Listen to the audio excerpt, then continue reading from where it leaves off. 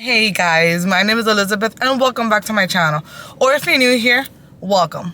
Today is March 1st, so you know what that means. It is time for our monthly wrap up. Now, I am in my car and I have like the sun like here, like playing peekaboo and kind of bothering me, but that's okay. I have to say, if you can hear my voice, I am sick again. So the cough that I had in the last video is still there. My son has it. It is like a brick. It does not want to come out. Like, I can't cough it up. I can't take it out of my nose. So I am sorry. But I have to say that I am much better today. I have not had to have a cough drop, where last week, I think it was Tuesday, that is literally all I had all day. Because I could not live without a cough drop in my mouth. See? There we go. Anywho, I do have to say that February was a much better reading month for me than January.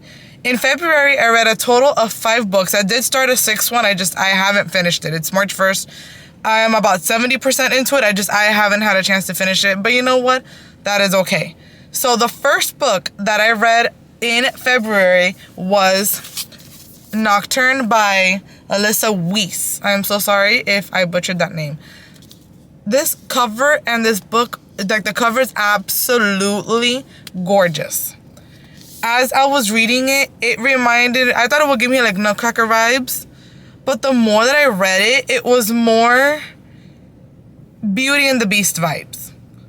So it is like the 1930s, I want to say. It is Chicago. Set in the 1930s Chicago. Where this girl, poor thing, she's had everything taken away from her. Her dad just walked out of her life, leaving her mom to raise her and her brother. And then her brother, even though he was like 15 or 16 at the time, he saw himself like the man of the house and that he needed to provide. So he joined Al Capone's gang. He was eventually murdered. And then her mom was left to raise her. Her mom got very sick. Her mom was a seamstress. She got very sick and she passed away. So her name, I forgot, Grace. I'm sorry. Like I said, February was 30 days ago and I read this at the very beginning of the month. And I've been sick and it's just so... Anyways, so Grace is all alone. Poor child. And she was always determined to dance. She always loved dancing. So one of her neighbors taught her how to play the violin. So she started playing the violin to earn money like on the street. And eventually she was able to buy herself a pair of pointe shoes. She walked into like a ballet studio and she tried to own her, like she tried to make it look as if she belonged there. Obviously she stuck out like a sore thumb, but it's okay because they took her in, and they trained her. So then it is the Great Depression. And they're looking for a sponsor. The prima ballerina is going to get married, so she's about to retire. So they need a new prima ballerina, which is everyone's dream, to become a prima ballerina. But Grace gets this sponsor, I guess you can say, that he wants her to be the prima ballerina. But there's something about him that she can't meet him, and she can never meet him. And as the book progresses, it has certain conditions. She needs to go live at his house, which she does. She's well taken care of. And as you start finding out more about who this person is, it's Death. Like literally Death. That's not his name. It is who he is. Death. So this kind of took me to like a Hades and Persephone type thing. Hades, the king of the underworld, because she was living with Death. But then the Beauty and the Beast, because she was kind of like trapped in his castle. He was in love with her and she was trapped in this castle. And then there's a battle between Death and his brother Sleep. I believe it was Sleep. Yeah, I think it is Sleep. She's already met Sleep, but she really doesn't know who he is. Some elements I did find predictable, but that's okay. And the book is really short. It is 200... I will tell you now. It is literally 228 pages. So it's not even 230 pages. And girl, this book took me about a week to read. I was still a little bit in my reading slump. But that's okay. Let me check my Goodreads because I forgot my reading journal again. So let me check my Goodreads to see what I gave it. But like it got kind of slow. But when you started seeing death, and there was like this battle between death and sleep, because sleep is like, oh, you know, you can't get her to love you, or it was something like that, or something along those lines. It did pick up, and then she had to do something to kind of become like queen of the underworld so that she can stay with death. It was something like that. And okay, I gave it 4 stars. Of course, I haven't updated my review that is in my reading journal, but that's okay. I did not find it too bad. I love Beauty and the Beast, so this gave me that Beauty and the Beast vibes. It is ballet. I love ballet. Short book, so you know, if it would have been a weekend and I would have been in a reading mood, I probably would have been able to finish this in one day. Anyways, that's the first book that I read. And then I didn't find the romance in that book to be quite what I guess was craving. I didn't know I was craving it, but I guess it wasn't what I was craving. So I'm like, okay, that was not enough for me. I need another book. So the second book that I picked up was The Do-Over by Lynn Painter.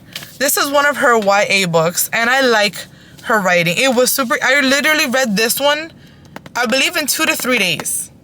It's a little bit longer than the other one. It is YA, so there is no spice. There is some language, though, which I didn't like, because in my opinion, like, why do you need bad language in a YA book? Yes, I am one of those adults that, as hard as it is to believe, I don't curse.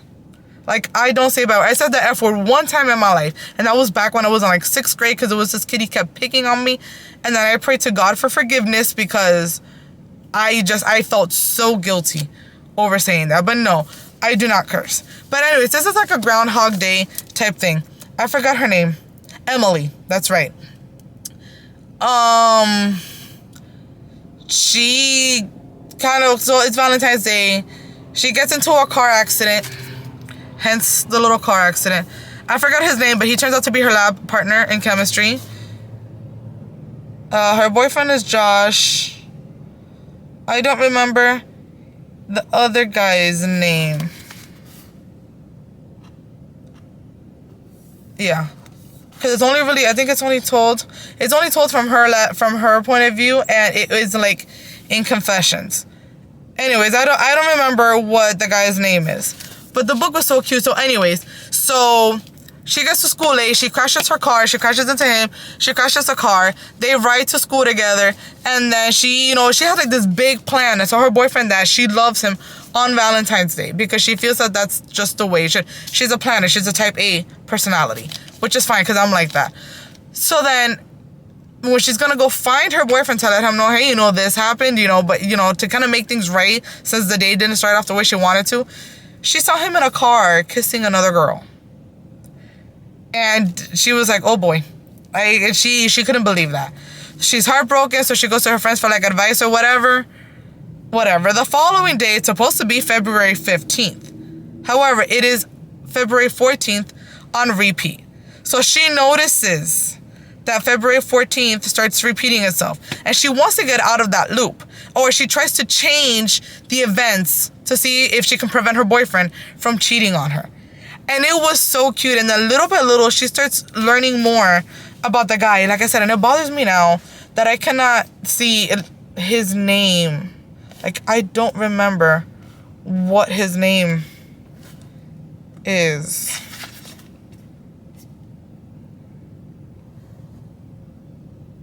Okay, I guess his name is Nick, because I just found the Nick.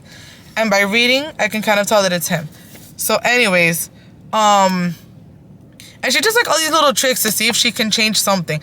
But as each 14th repeats itself, she starts learning more and more about Nick. And slowly, feelings start to develop.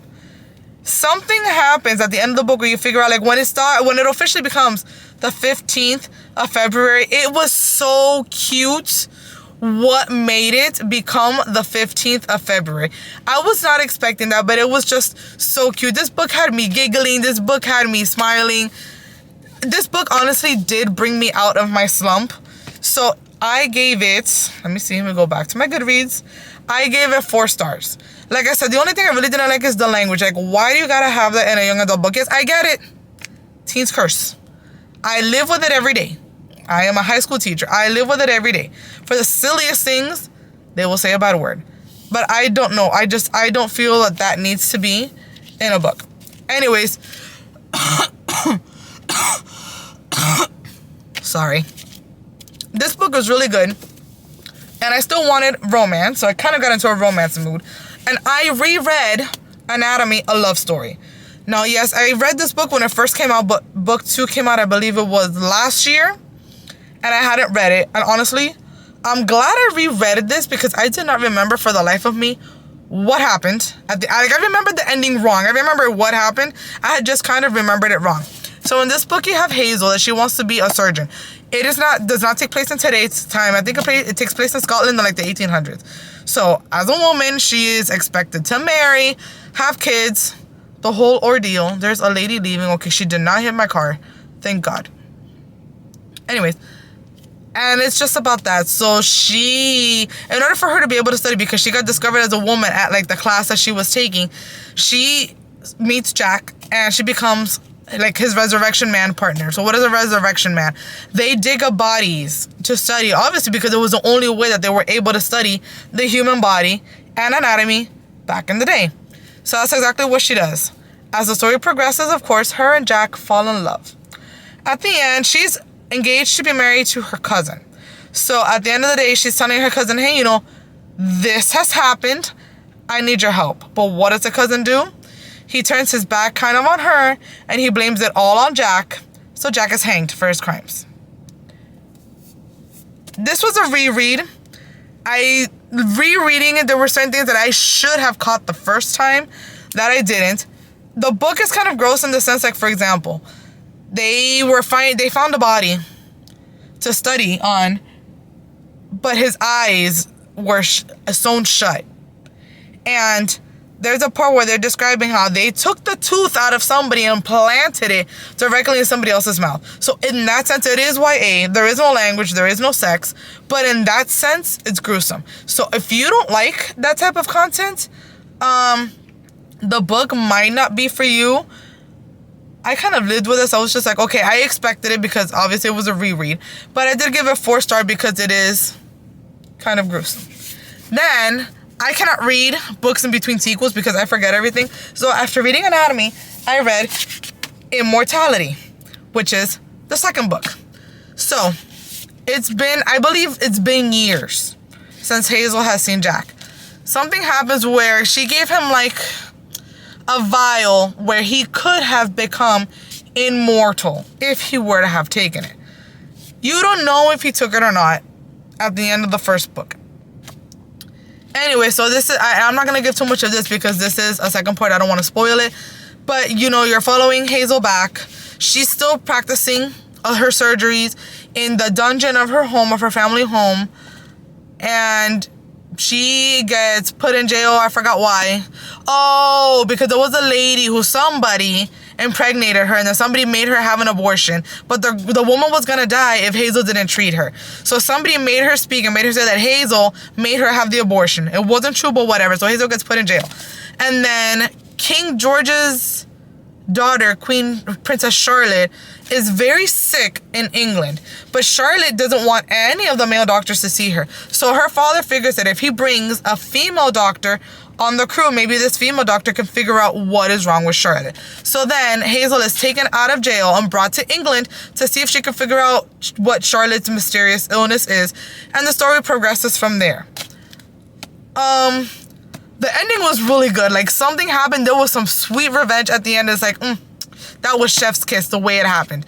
I don't know how to go on about how to get there without spoiling it, so I won't.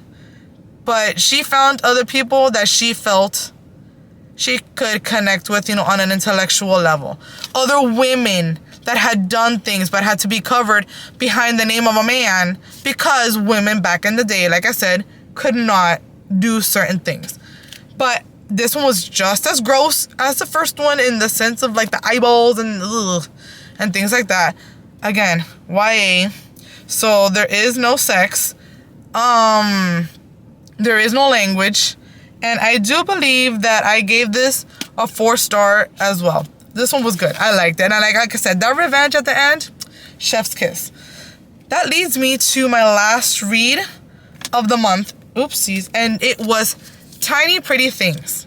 This was a total cover buy. Or I believe it's a show on Netflix. I haven't seen the show. But I believe maybe I saw that it was a show on Netflix and it intrigued me. So I am one of those that I like to read the book before watching the movie or the adaptation.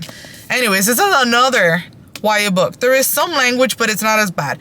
It's about ballerinas at a ballet conservatory. So they're training to become ballerinas for like these major ballet companies.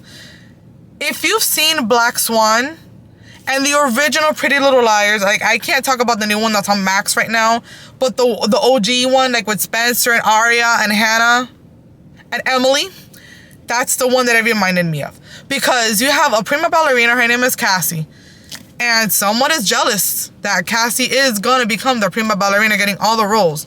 So somebody tells her dance partner, drop her.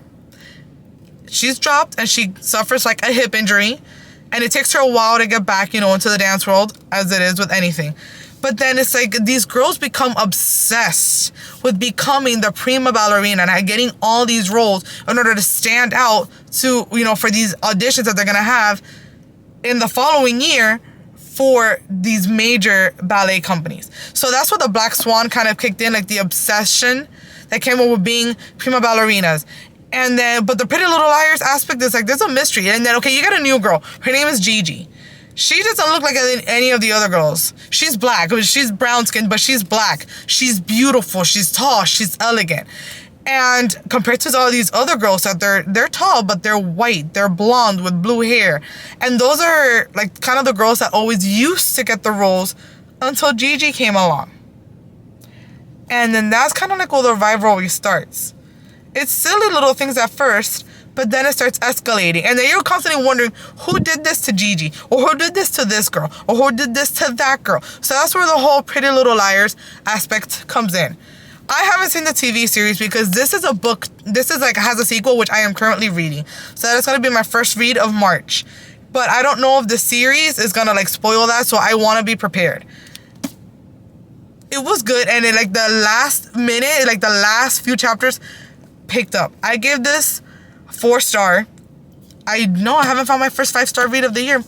It's shameful because last year in January I found my first one. But anyways, but it was so good. Oh. And it's got ballet and it's got like that mystery aspect. I loved it, and I am almost done with the second book. Because like I said, I can't read books in between sequels. Because I forget everything. Anyways, if you have read any one of these books, please feel free to comment down below what books you've read. In the next video that you're going to see the books that I want to read for the spring. Because technically to me, living in Florida, March is spring. So I'll bring you that video very soon. Anyways, thank you so much for watching. Please click the subscribe button down below. That way you're up to date with all my future uploads. And once again, thank you so much for watching. Bye.